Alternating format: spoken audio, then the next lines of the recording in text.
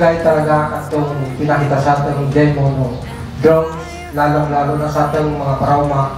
Dakila itong katipiran. Kaya sana mainggan nyo kita gataw. Ang manilagita na isyan ng tuking paulo ka per hectare, per hectare. Mas mabilis dito kaysa manual na pag-spray kung gagamit tayo ng drone. Dahil ito po ay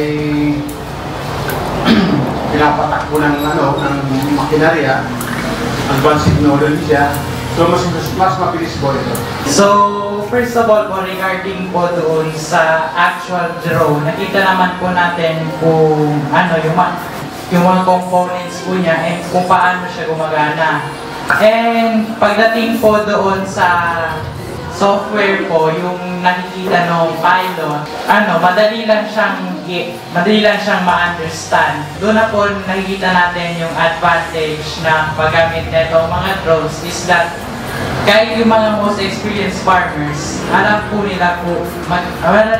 nila kung ng madalian kung paano gumagana yung drone. Mapapadali ang trabaho natin sa modernong pamamaraan tulad ng drone at saka tipid tayo sa oras. We break the storms, we scale the wall, rise from the fall. We've come so far, we fought the war for the sun and stars. We wear these scars, we've come so far. Ako po si Ara Nicole N. Cruzat. Ako po ang Alternate Regional Rice Program Focal Person ng DARFO5. Naki-sit-in po kami dito para makita kung ano yung reaction ng mga farmers na participant dito sa training. Kasi meron kaming programa sa National Rice Program na Drone Service Voucher. So, bali, i-implement po namin ito ngayong taon. Bali, ngayong wet season, naghahanap kami ng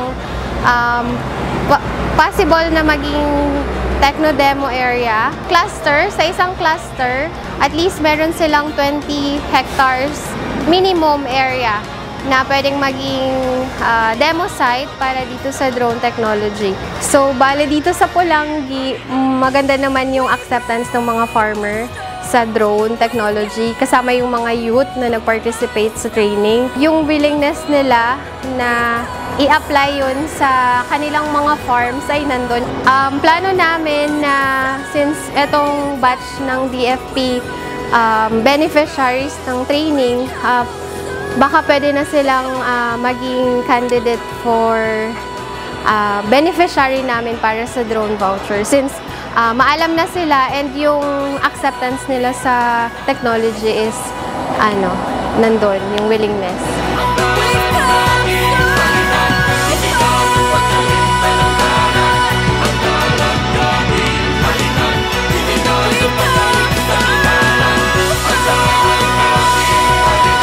Hindi natin pagkalimtan ang dalan naging halingan. Hindi natin pagkalimtan ang dalan naging halingan.